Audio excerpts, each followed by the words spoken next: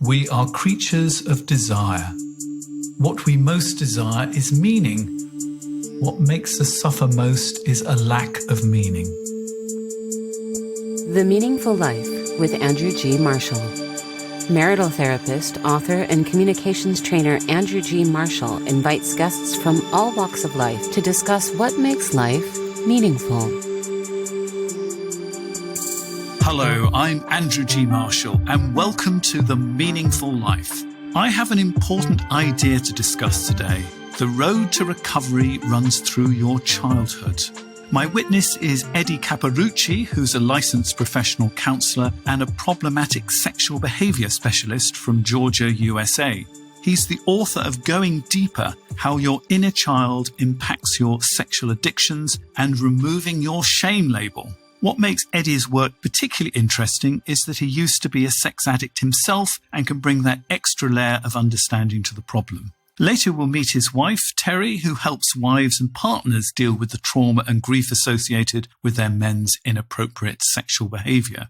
Now, I like the term inappropriate sexual behaviour that Eddie uses because we're going to be talking about a cluster of behaviours that stretches from lots of affairs right to things that can actually end you up in jail. One thing to explain is that this is not a celebrity problem. We tend to think of celebrities like Tiger Woods, but it's seen in men from all backgrounds and all walks of life. The road to recovery runs through your childhood. It's the central idea in your work, Eddie, and perhaps the best way to understand this is to look at your own childhood. What happened to you when you were very young? Well, first, Andrew, thank you for having us on today. We really appreciate the opportunity to come in. What happened with me when I was 5, my father died of a heart attack at the age of 38. My mother was left with 4 children, my 2 older sisters, and a baby brother that I had that was only probably about 9 months old. But what happened with my mom immediately after my dad had died was she had a nervous breakdown. And she had to be hospitalized. So what happened is each of us kids were shipped out individually to relatives. Now, these are people I don't know. I've never met these people. So here I am now, a 5-year-old, living with strangers, no mom, no dad, no sibling. And no one, more importantly, no one's explaining to me what happened, what went wrong. And this lasted for about a year. And then finally, mom, got herself together. We were able to come back. And then what happened was she had another nervous breakdown and we were shipped out again. And this time we were shipped to different relatives individually. Gosh. So now I'm with other people who I don't even know. And again, now I'm about 6 and it's very troubling not understanding. The message that 6-year-old received indirectly was the people who love you are not reliable. The people who love you will abandon you. And so therefore growing up, my mom now had to go off to work, of course, to support us. This is the 60s. And my 2 older sisters needed to watch over me. And, you can imagine 2 sisters who are teenagers, trying to deal with a 7-year-old boy. They don't really want to be bothered with it. They want to come home, watch American Bandstand on TV and not, deal with a child. So I spent a lot of time in my room by myself, very isolated. We lived in a city environment, so it's not like I could go downstairs and go outside and play. So I didn't really even have a friend until I was almost 10 years old. I didn't know how to socialize with people and how to communicate and how to effectively act around other people. So I had that whole learning curve I had to develop. But basically, when I finally went into treatment, what I discovered was I had an attachment disorder. I had what's called an avoidant attachment. I don't let people in very close. I have a wall that's up and it's very difficult to allow people to come in on the other side of the wall. And with that, anytime I was involved in any type of relationship, starting at the age of 16, I had 1 foot in and 1 foot out. But I never realized it. I didn't know what that was. So that basically again gives you an overview. And when you talk about it like that, it sort of makes perfect sense that you would find it very difficult to trust people because people that you did trust disappeared with no proper explanation. That's correct. That's correct. And again, you remember as a child, not having a lot of worldly experiences and being more emotionally based in our thinking. I had to come up with the explanation for this on my own, and that is people just don't care. Okay? No, you're not rationalizing the fact that someone died and that someone else got ill. You're not rationalizing the fact that sisters are overwhelmed by trying to deal with a young boy at that time. They're not going to be put in that position. So we don't understand that concept. So therefore, for me, it became the whole idea of, people just don't care. Did you think there was something wrong with you as well? Oh, yes, absolutely. You always start to go back to the idea of, why do people not want to engage with me? And remember what I said to you before. No one ever talked to me about my father dying. So it becomes, so why did my dad leave? Why did my mother leave? Why don't my sister want to be part of my life? So yes, it definitely, you internalize it and you think that there's something flawed within you that people see. And to add to this heady combination, your mother remarried and the stepfather was abusive. Tell me about him. Yes, she remarried when I was 11, and he was a very simple man. He dropped out of school when he was in 5th grade. He worked as a shipping clerk. For him, it was go to work, come home, sit on the couch, drink beer, watch TV, and then go back to work again the next day. He needed everything done in a perfectionist way. Now here it is as a child, growing up with, again, 3 women, not having, a lot of rules and responsibilities. And now here comes this guy who just barges in and said, we need to do it this way, this way, this way, which was fine. I'm willing to do it. But again, it was never good enough. So no matter what I did, he found fault in it. And I wound up being punished because of it. He wasn't really physically abusive. He was more verbally abusive. Although occasionally he'd grab you by the hair, kick you in the butt. One time he did break a plate over my head. So there was some of that took place. But it was more of him just wearing you down, that no matter what you do, you're incompetent. That was, again, another very troubling message for someone to receive at a young age. I mean, I'm just sort of sitting here with my mouth open at to somebody from England. It seems amazing that nobody stepped in and help was given to this family. I mean, it's just extraordinary. Well, you know what, Andrew? It's almost when you get in that position, people are just in a sense of survival mode.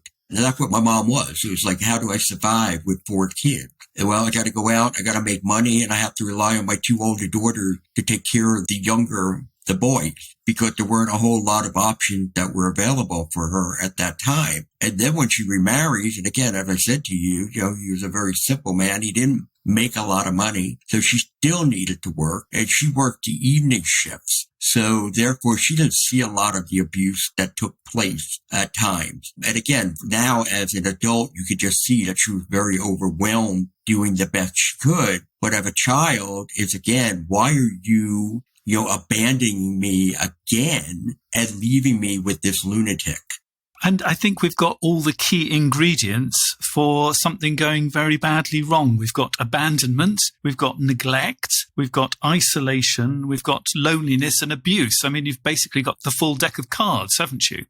Yes, we do. And so what comes out of this is you build a false persona. My false persona became, a narcissistic persona, and actually even an antisocial that's been diagnosed too with that, where I become, and I think of myself as bigger than life.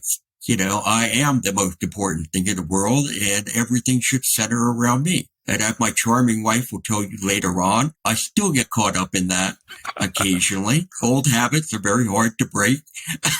And, mental disorders are even more difficult to break. But that's what it became. I had to tell myself a different story.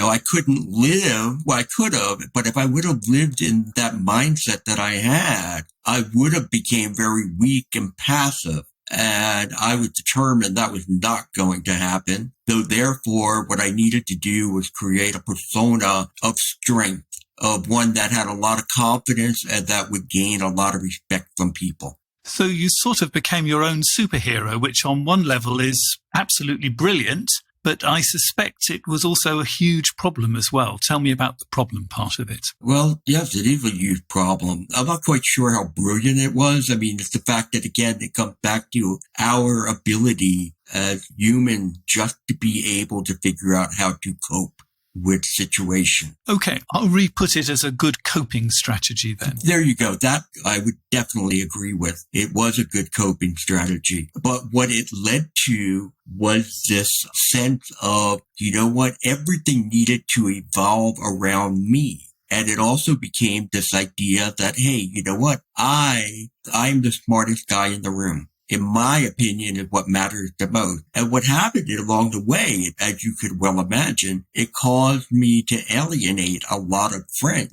Actually, I was the best man. I was supposed to be the best man at one of my dearest friends' wedding in my early 20s. And I was asked to step aside because my opinion of how he should have been running things was just being overwhelming him and his fiance at the time, because I had the better solution for how they should do that. So again, it was those kind of things. It was the guy who sent an autographed picture of himself to all his friends as a Christmas gift one year. Okay, it was those kind of things that went on. I had a mirror in my locker in middle school and high school that was supposed to serve two purposes. One, I could make sure my hair was good when I was, in between classes, but also it was like the girls knew that, oh, he has a mirror. We can come over and check our hair out while we're at his locker. So again, it was always, how do I be at the center of everything? And after a while, as you go on in life, that also becomes very tiring. And when did you discover sex? Well, sex I actually discovered with masturbation around 14. Sex with girls at 16. So it was fairly young to do that. And for me, having the one girlfriend was just not enough. I needed another one. I needed a backup plan. And again, I didn't think of it that way. I didn't think of it at all. Like my friends used to say, oh, he's just a skirt chaser. And unfortunately, you know what? That was something I kind of wore with pride, to know that people thought of you that way. Because again, all of a sudden it's like, ooh, look, I could do something good. I could do something right. Not a very healthy thing, though. And was pornography an issue? I think we're probably about the same age, so there wasn't internet pornography at this point. Yeah, pornography at 16 or so. There was some, but you got to remember that was pre-internet. The only way you're ever going to come across pornography if one of your friends' parents had porn, and that we would see. So therefore, some of my friends, I did grow up in a neighborhood later on where we moved when I was 11 that had lots of boys. So therefore, I did wind up making lots of friends at that point. So therefore, I'd be able to be exposed to limited pornography like Playboy and such based on, again, what my friend could wind up stealing. When did all of this actually become a problem? Because in a sense, a guy, having more than one girlfriend at school is sort of funny in a rather warped kind of way. But as you get older, it becomes more complicated, doesn't it? So when did it become a problem for you, do you think? Well, I would actually say that it became a problem when I first started dating. Because what it did now, it set up a pattern for me that I would continue to do. And believe me, even back then, it's problematic. Because as you leave one girl to go to someone else, they're scorned, and there are issues that come with that. So again, I was just starting to lay the groundwork for what will be dysfunctions in my relationship moving forward in my life. So it was at the beginning, because again, the key here, Andrew, is that I did not know what emotional intimacy was. So therefore, what I did was I confused physical intimacy for emotional intimacy. If I'm physically intimate with someone, I'm showing them how much I love them, and they're showing me how much they care for me.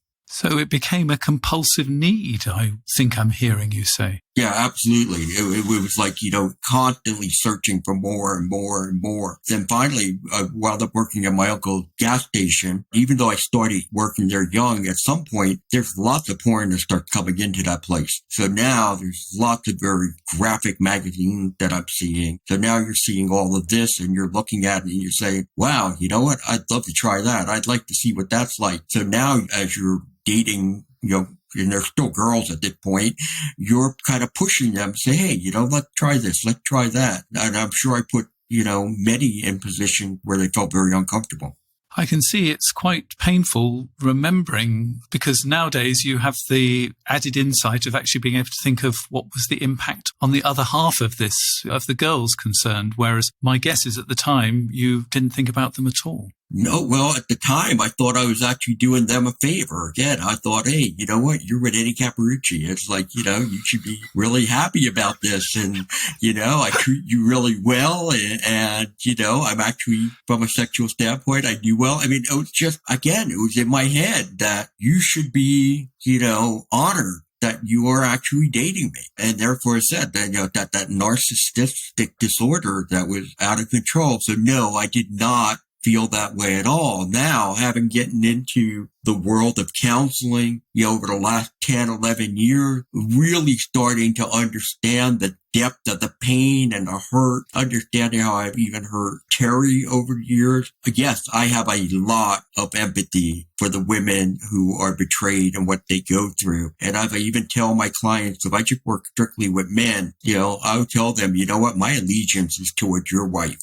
It is not towards you, because I do not want to see you cause any more pain and hurt for her again. And what was the incident or things that brought you suddenly to realize that this couldn't go on anymore? I was in my second marriage, and I was toward the end of it. As it started to just kind of fall apart, I got tired. The thing is, I left my two marriages, even though they said, hey, let's try to work it out. I said, no, I got to leave because there's something wrong with me, and I'll just continue to hurt you. And therefore, with that, it became, hey, you know what? I really need to go and start talking to someone. And I did. I found this woman, and I'll remember after the first session when she sat here and tried to tell me about an abandonment issue and telling me that my father, had left me. I was like, my father didn't abandon me. He died. And then it was like my mother. She's like, well, your mother abandoned you too because she had a breakdown. I go, no, that's not it. And I was very annoyed with her, very upset with her. And I was like, I left. I was like, I'm not coming back. I'm just not going to come back. And I went out to my car, sat in my car, and I cried like I never cried before. And I was never a crier, because my stepfather at one point teased me about that when I was 11. And I remember I made a vow to myself, I will never shed another tear again. And here it was like, 20 something years later, 25 years later, it's now here come all those tears, including when my mother died, just not crying at her funeral. But, it was at that point that I realized, wow, this woman's onto something, and doing more work in that area to, try to get myself to understand through the insight, as you said before, and what I believe is why does sex have a stronghold on me? Why do I think, feel, and do the things I do? And now what can I do to change? And I wasn't at the changing point there. Really where I was right now was just trying to gain the self-reflection and to understand what the problem was. I have such a clear picture of you sitting in your car with the tears streaming down your face. I mean, it's an incredibly powerful picture, and I imagine you crying there for several minutes non-stop. It was not crying. It was sobbing. I mean, my shirt, the front of my shirt was soaking wet. I mean, it was really intense because, again, you had over 25 years of tears that had just been built up. And then finally to understand, I had sat here connecting with my inner child, which I didn't know at that time, but I was connecting with my inner child. And here was this poor little boy who just felt, abandoned, alone, and that no one cared about him. And sitting in that car there, all of that came back. And how did it feel to meet him? It sucked. I mean, because, nobody wants to touch the nerve, Andrew. Nobody wants to touch that raw nerve. We see it. Teri and I see it today in our practice. Okay. It happens quite often where we need to just kind of gradually walk people through the process to help them, realize, hey, it's okay to sit with emotional pain. Because for me, I believe if we look at addictive behaviors, all addictive behaviors, what's really at the core there is our inability to sit with emotional distress. So therefore, what do we need to do? We have to find a distraction.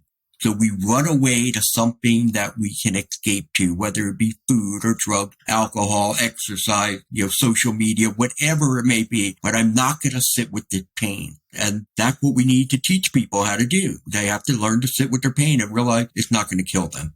And that's why I love your saying, the road to recovery goes through your childhood, because you have to learn to do what you couldn't do as a child because nobody was helping you. Children can't sit with pain. They need help for somebody to contain the pain and contain them. And if you haven't had that, you need somebody to teach you when you get older.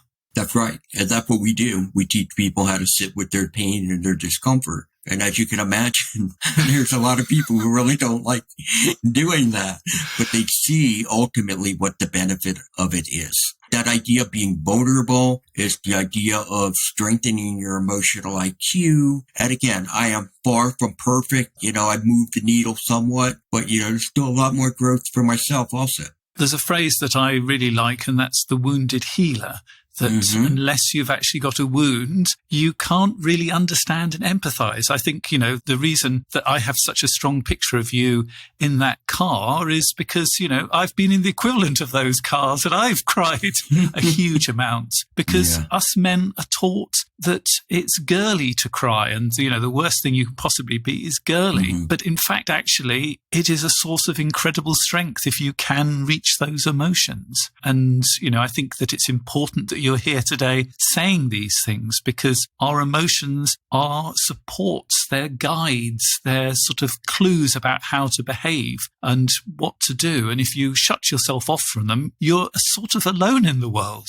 You're definitely alone in the world. And the thing is, we're trying to shut off the negative emotion. Well, when we go and we do that, we also shut off positive emotions too. Because again, feeling is uncomfortable. Therefore, you continue to train yourself that way. But yet, I got to connect somehow. And this is when men turn to, okay, I'll connect physically because they don't know how to connect emotionally. Yeah, they may sprinkle in some emotional stuff. Oh, here are flowers, here are cards, things like that.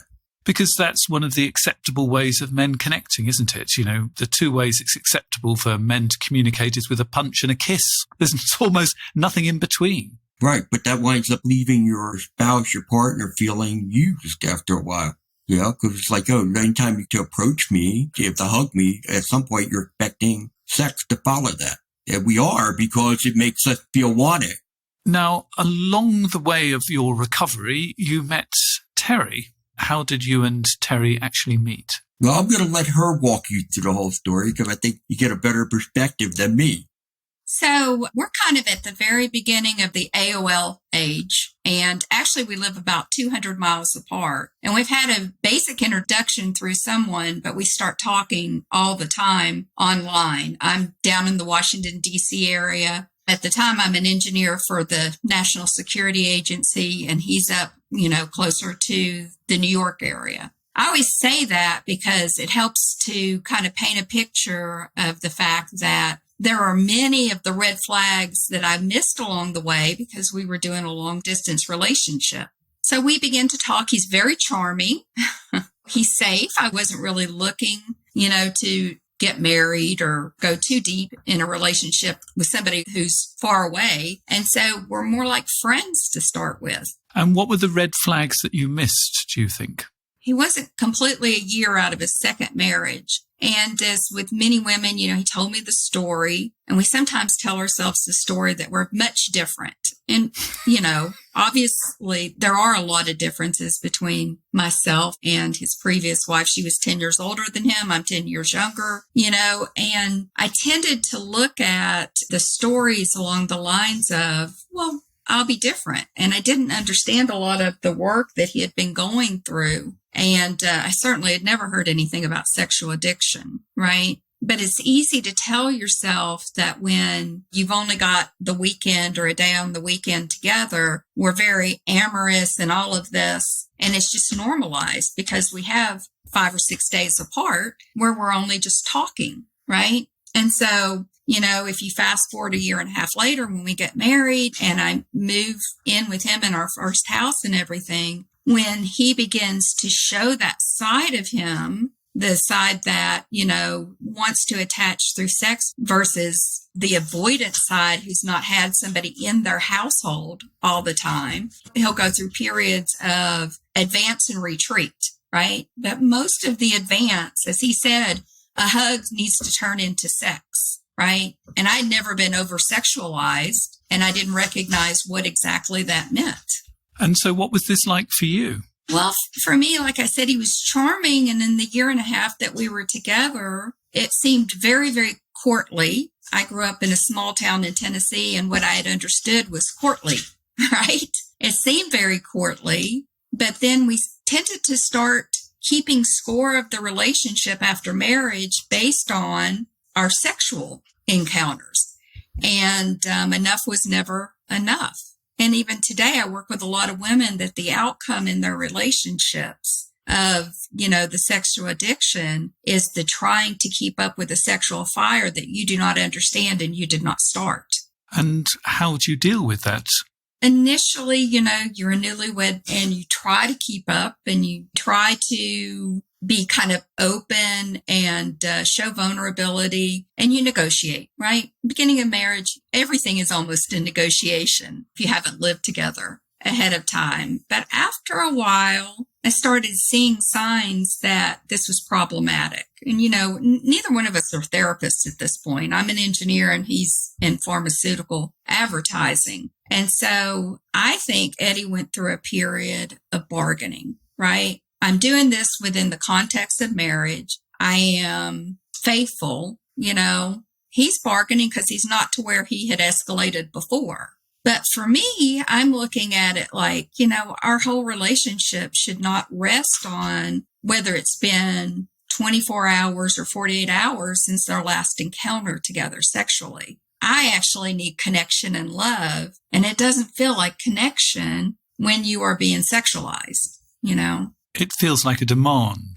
Yeah. And keeping score and just an unsafe environment after a while. I think I'm going to speak to Eddie next, if that's okay. Yep. So, Eddie, you're making progress in the sense that you've entered therapy, you've got a new relationship, you're not having affairs anymore, but something isn't right. What did you do?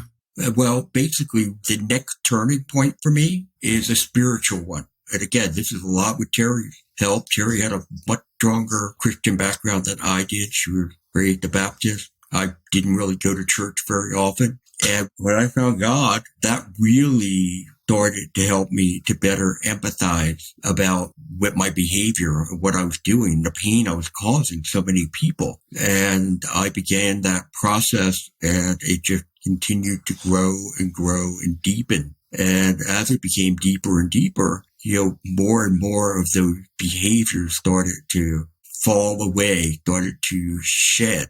And that's where God called, put something on my heart to say, hey, you know what? I don't want you in corporate America any longer. I have something else for you to do. I want you to get into counseling. And again, very long story, a great story. He opened up every door along the way, but that sent me back to college to get another master's degree and do all the work I needed to do for the state to become licensed. And after I got licensed, I became a generalist. I was just seeing everybody with different things, depression, anxiety, and such. And then all of a sudden, I noticed these guys start walking through my door, and I'm like, oh my God, they look like me. They're all struggling with porn and sex and things like that. And then I realized, okay, this is where I need to be. This is my niche.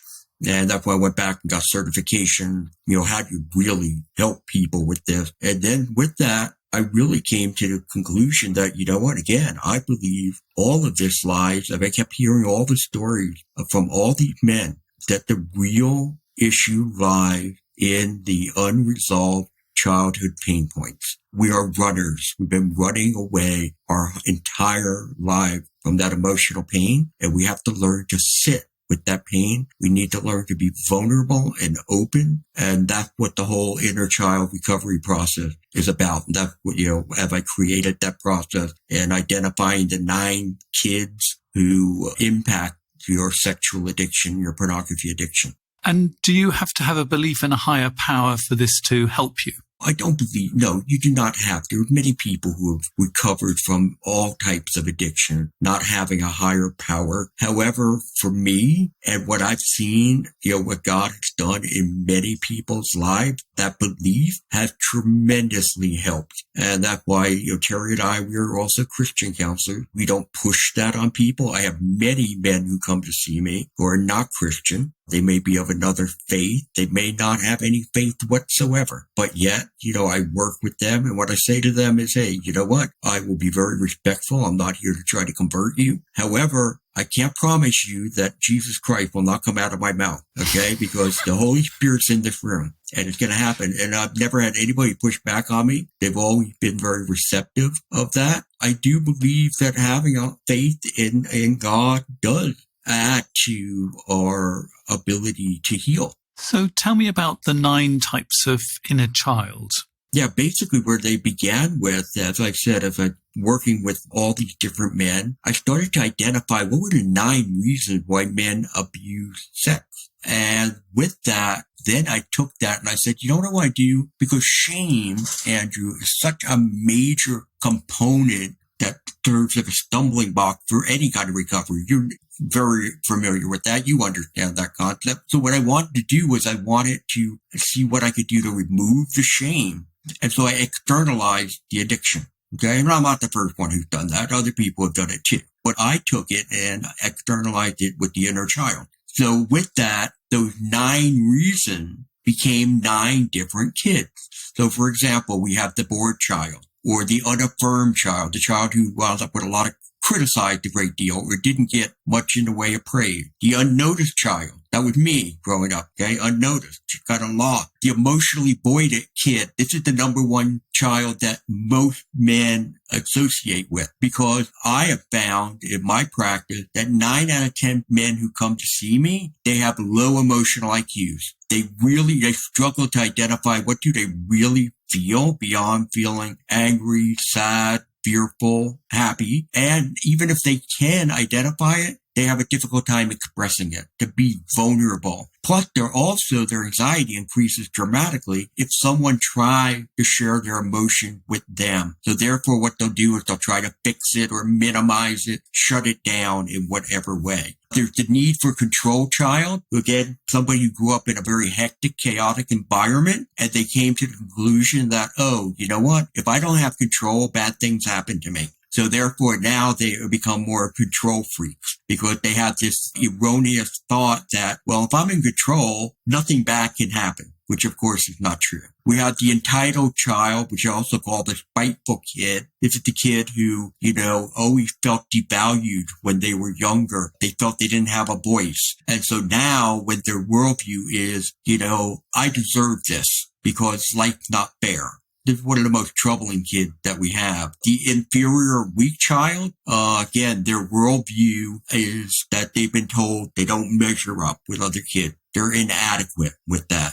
So therefore, what they'll do is they will overcompensate by becoming more aggressive, try to become stronger, or they become very passive. So therefore, it's either I must use somebody or I must be used. The stressed child, again, another one who grew up in that very anxious environment. But over time, what they come to do is they suppress their anxiety. And they don't even realize that they're very anxious. But what they do is they'll use things like pornography or other sexual activity in order to deal with those situations in which there's too much stress. And then finally, what there is they're early sexually stimulated and sexually abused child. So therefore, they stumbled across sex at a very early age, became mesmerized by it, or also they've been abused in some way. So those are the 9 different kids.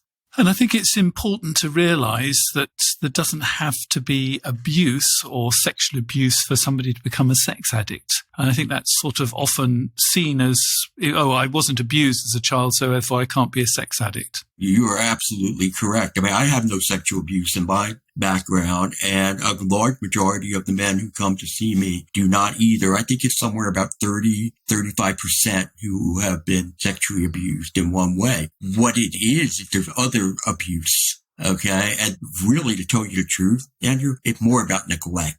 It's about parents who aren't there to walk a child through the key development phases that we need so that we can learn how to be emotionally attuned, so we can learn to be empathetic, so we can learn to regulate our mood. That's what it's really about. Because it's not about sex. None of this is about sex. That's really important to say. This is not just about sex. In fact, you're saying it's not about sex. It's not. It's about the need to emotionally engage. See, we want something that we don't know what it is. We don't know what it looks like. We don't know what it feels like. Therefore, we got confused and we said, oh, physical intimacy, that's what it is. It's not what it is. So therefore, now we need to retrain ourselves, and I need to retrain men. And there are women also who've been dealing with this also. We're starting to see more and more of that happen, and they need to be retrained too. It's just learning the desire to be accepted and unconditionally loved. That's what we're looking for.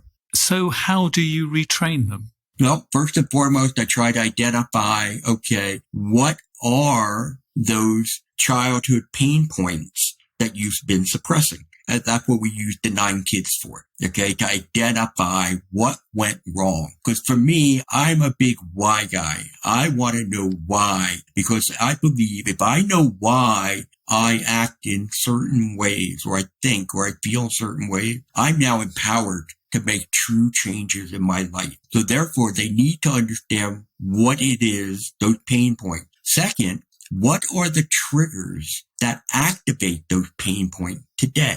Okay. So for example, you had a good friend and you and your friend had this major falling out. You haven't been talking to each other. You run into each other in the street one day and you start talking and you say, you know what? Maybe we need to get together and maybe we could work this out. So you arrange to have lunch. Well, the day of lunch comes and he calls and he's very abrupt. He said, look, something come up. I can't make it. You know what? I'll call you back and we'll reschedule, and hangs up on you. And you're like, what's that about? You feel a little uneasy. Well, your inner child, okay, who again, he is locked in this time warp where he has all of these past pain points. He goes into a storage unit and he pulls out this event when you were 11 years old and you went down to Bobby's house to play and you knocked on Bobby's door and Bobby opened the door and there's him and 3 of your friends sitting in there. And you're like, hey, what are you guys all doing in here? What you call me? He goes, oh, we're just hanging out.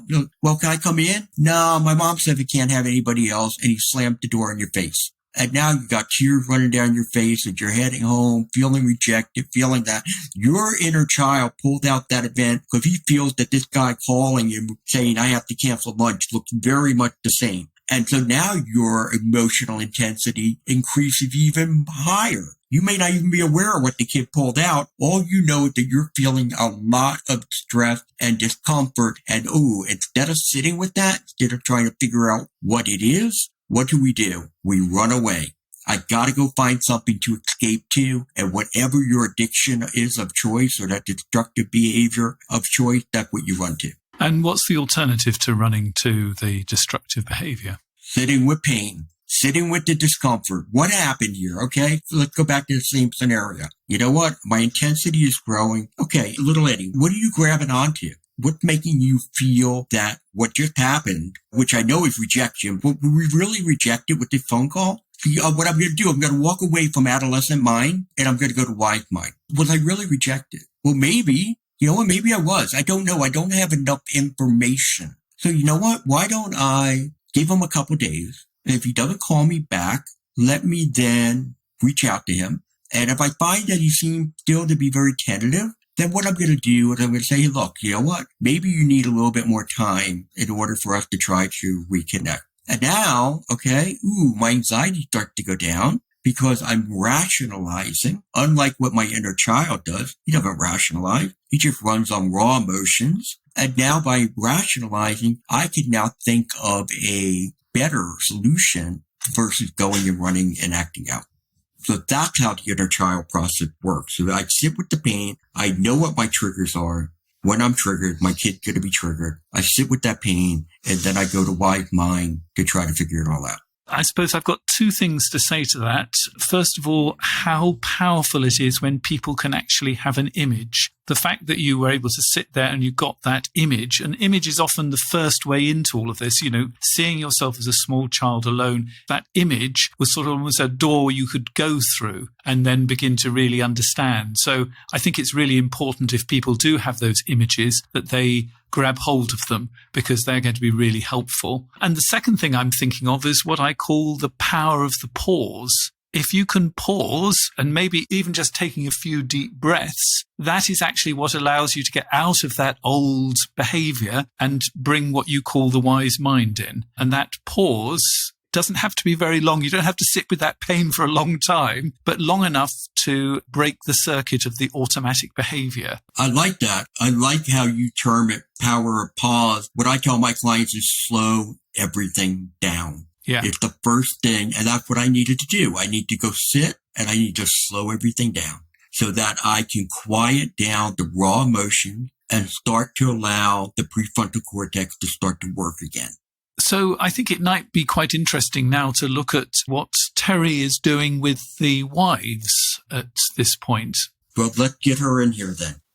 Teri, I also work with couples sometimes when there's sex addiction. What is really difficult for the women is it feels incredibly personal. Yes. How do you help them deal with that feeling that if I was X, if I was Y, then it would all be different?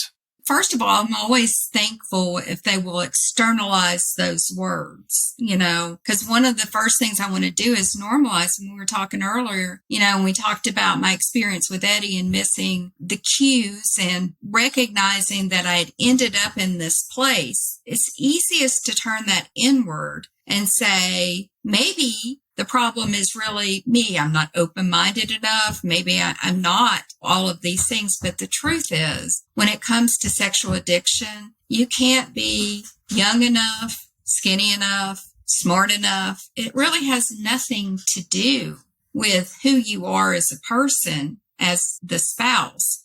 It was Eddie's story. Very early on, I hope to, hear that so that I can begin to help with a message of, and it's going to go further into recovery for the spouse as well. It's nothing that you are lacking, okay? And you can't cure it. It's within your husband to cure. And if you've worked with betrayal, that kind of goes along the lines and sets you up for success in getting to the point where if the husband is recovering and is doing his own work, that you keep both partners in their swim lane and keep away from this concept of if I control it enough, if I do enough of something, he'll be okay. Because as you probably know, right, you can't do enough of anything in the recovery process to make sure that he walks through those steps and decides who it is that he wants to be. Now, I can imagine some women listening to this, and when we're talking about the inner child, will say, well, all this inner child stuff is just making excuses. What do you say about that? Yeah. Obviously, I hear it a lot. There's two camps to it, and sometimes you'll have some that really look at it that way as an excuse. But as I walk through it and explain that, he made his own choices, this doesn't take away the fact that these are all choices that your husband made. It doesn't take away the fact that these are choices that Eddie made, right? But helping him understand where it is a part of his recovery piece. It's not an excuse. It's part of his recovery piece that when you do slow it down, when you mindfully decide to go into recovery, when you want to change the person that you've become, it's important to be able to recognize the trigger for what it is. Eddie gave a great example. The trigger isn't always sexual. It's often not. And I've seen correlations to that story with feelings of abandonment in our men many times. And so what do they want to do? They want to feel better, so they go.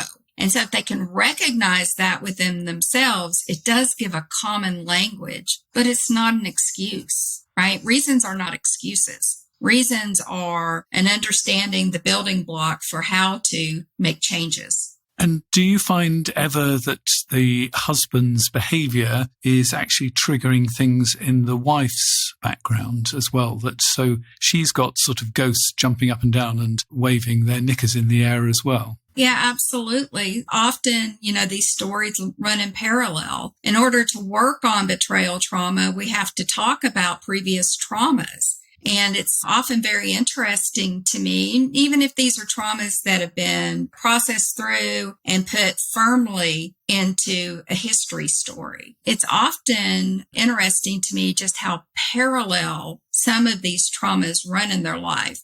In other words, if you've got the father who, you have to go pick up at the bar, right? And you get there and he's with another woman and you're stuck with that trauma story and the marriage falls apart. This is a couple of my real life clients. And then later on, as a husband starts to be more and more distant, you never want to be that person that shows up to the bar again or wherever they are and confronts it. So sometimes they bury it down deep until there's that moment of D-Day, discovery that cannot be ignored anymore. And sometimes, the parallel trauma will be an emotionally unavailable parents on either the mother or the father side. And you end up marrying that imago image, trying to, again and again, fix a childhood issue through a relationship. But that emotional IQ that's very, very low is quite often covering up the sexual addiction itself. So if you have one piece of advice for women who are dealing with betrayal or sex addiction or love addiction or any of this other unavailable material, what would be your best piece of advice for them? I think it is to understand it's in this journey, it's not just your husband's journey. He has his part, but to also work through your own betrayal trauma, be gentle on yourself, and recognize you're also in a season of grieving. And to seek to do the work yourself, find safe people, ones who don't judge, right? Sometimes that's within support groups. Sometimes that's within girlfriend groups, but to have a place to externalize that with people who are safe, understanding, and be gentle on yourself because, personal trauma is brutal to go through, and it sits in the dark. Your husband's sex addiction sat in the dark and it forces you into a place of dark. So be gentle on yourself and seek the help. It's not just his journey. I love that. Be gentle and look after yourself. Mm-hmm. Thank you, Teri, for joining us on this program and giving your side of things and allowing us to have such a rounded picture. Good luck with the rest of the work that you do. Thank you very much.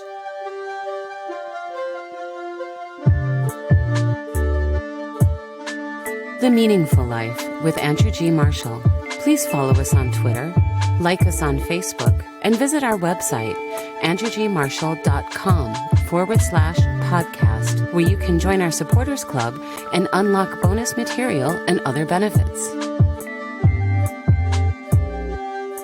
One of the advantages of being a member of our supporters circle is that you can write in a letter to us. And I've got a letter that I'm going to discuss with Eddie in a moment and get his thoughts. Also, if you look at the website, www.andrewgmarshall.com/podcast, you'll see a feedback page and you can give us feedback and tell us the type of topics that you find helpful and useful because it helps us to plan what kind of programs we're going to bring to you in the future. So this is a letter that's been written in by a man to us. I'm trying to leave a relationship that's caused me nothing but trauma, but I keep getting drawn back in. I fluctuate between this is wonderful and being sick with worry. There is always some drama. She calls me at 4 a.m. in the morning. She comes round to my office. One moment she's throwing the cruelest insults, the next we're making love to each other. My wise mind knows that I have to end things, but my body craves her. When I don't see her for a couple of days, I start to relax and recover. All my other relationships, like with my family, start to work better. I'm there for my son, I can get work done, but then I simply have to see her. The sex is mind-blowing. There is nothing she won't do. The passion is explosive. I'm walking on air, or I'm at the bottom of a pit of despair. I don't know which it will be. I've always had all-or-nothing relationships with women. It amazes me when male friends talk about seeing someone. I've never done anything so casual. How do I stop my body betraying what my mind knows it has to do? So, does this sound familiar to you, Eddie? It certainly does, especially, we look at some of the language that he uses. I've had all or nothing relationship with women. When he talks about the sex is mind-blowing, yet, being away from her for a few days, you start to relax and recover. He, again, is confusing emotional intimacy with physical intimacy. And the physical intimacy for him is where he can feel very wanted and desired by this woman. There's a great connection. But unfortunately, what's not here is there's no emotional connection. He does not talk at all about anything he finds attractive about her that has to deal with her personality, her vulnerability, her emotional aspect of her life. It's all what he's attracted to is her body, her ability to do anything. Because again, the sex is so mind-blowing and it gives him a sense of comfort.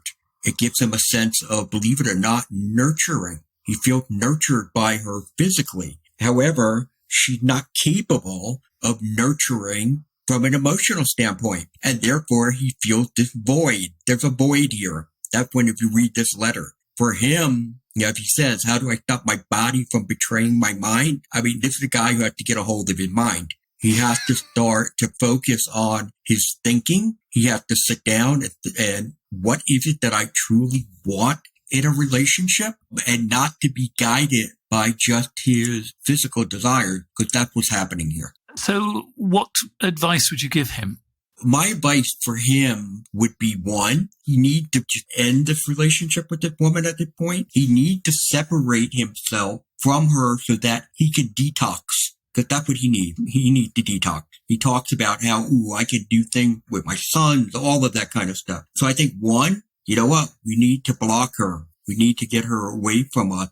Two, he needs to be able to start to sit and ponder, okay? Again, what are the important things in his life? What is it that he truly wants in a relationship? He said, because I talk to other guys and I listen to them and I'm kind of like mesmerized by all that. Well, you know what? Talk to them more. Get a better understanding of what it is that they're feeling in their relationship.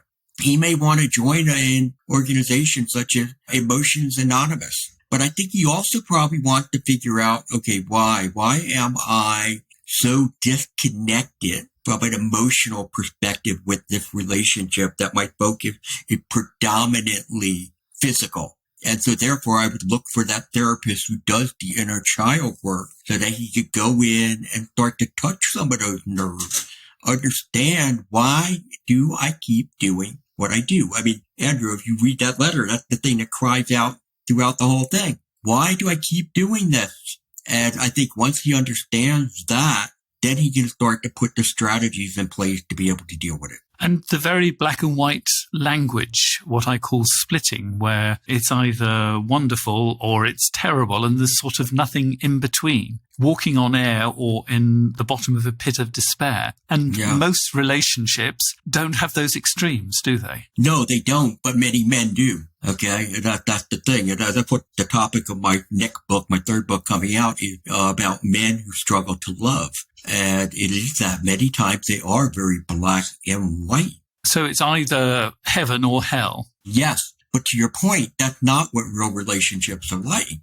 Okay, it's rarely that we're in those extremes. We're usually in the gray. Okay, that's very fulfilling. And actually, I wouldn't even paint it gray. I would paint it vibrant colors that are in the middle there of healthy relationships. Yeah, we've got a whole rainbow of colors. I'm afraid, grey doesn't sound very appealing, except here in Germany, where everybody in Germany thinks grey's a primary color. You see it absolutely everywhere. Do you actually find the term sex addiction helpful, or do you think it's a term that turns people off? No, I don't find it helpful. And in fact, the only reason I use it, like on things like my website, is because that's what people search for. They search for sex addiction, pornography addiction. I do not believe we should wear the label a sex addict. Now, in the beginning, you said, yes, he is a former sex addict. I meant to correct you at that point. I am not a former sex addict. I have an addiction. Okay, I have an addiction. And I have to always be very mindful of that addiction, because if I'm not, and I allow myself to get drained mentally, emotionally, physically, or spiritually, I could find myself in a place that my risk of acting out could increase. The likelihood of that happening after 23 years, 24 years, probably not high, but still, it could. So therefore, I always have to make sure that I am fully aware of that. But no, I don't even like the word addiction for anyone. I mean, even alcoholic or drug addict. I mean, I think they're demeaning. I think they're shameful. And like we talked a little bit about before, shame is a deterrent when it comes to helping people to heal. And we're trying to remove shame from people. Putting labels on them just adds shame. How would you describe it then if you weren't having to worry about Google searches? Well, I mean, for a person who comes from the spiritual aspect of it, my label is I'm the prince of a king. However, for other people who may not have the higher power, for them, it is that, you know what? I'm broken, but yet I'm a good man. I'm broken, but yet I'm a good woman. Okay, we're broken. We're all broken. Join the club. Some way. Right. Join the club. We're all broken, but our brokenness shouldn't define us. And in way too many cases, that's what people allow it to do. I like that. So broken and recovering from it. Yeah. And you know what? That recovery happens every day for the rest of our lives. And I think part of the recovery process actually is what this podcast is all about, finding something meaningful, because it is the complete opposite of this. So as you've been a witness today on The Meaningful Life, I have to ask you, what makes your life meaningful? Relationships, my relationship with my wife, my relationship with my 2 grown children, my relationship with my 2 Labradors, relationship with people in my church community. That's what really makes life meaningful. But I also have some good outlets, especially like my writing. I love to write. As I said, I'm working on my 3rd book. I do a lot of blogging. That to me is giving back. You know, it is what I have, the information I have, the knowledge I have, the insights I develop to be able to go and just share to help people. My ministry or practice, to me, that is just an honor that I get a chance to walk with these people and be able to help them. So at this point, we're going to be saying goodbye to most of our listeners. But if you are members of the supporters circle, you'll be able to find out the 3 things that Eddie knows to be true. And if you'd like to find out details about that, here they come. You've been listening to The Meaningful Life with Andrew G. Marshall. You can follow Andrew on Twitter, like him on Facebook, and please leave a review wherever you consume your podcasts. Making, editing, and distributing The Meaningful Life comes with substantial costs, and we'd like to ask for your help. Visit our website, andrewgmarshall.com/podcast, where you can join our supporters club and unlock bonus material for every program, send in a letter to be discussed by Andrew and his guests, and join a community of other people seeking to make their life meaningful. At the gold level, you get even more benefits. Production of The Meaningful Life with Andrew G. Marshall is by Michael Dooney. Social media by Madeleine Healy. Sound engineering and theme tune by Sebastian de la Luz Mendoza. And I'm Susie Colick. Please tell your friends and spread the word. Thank you.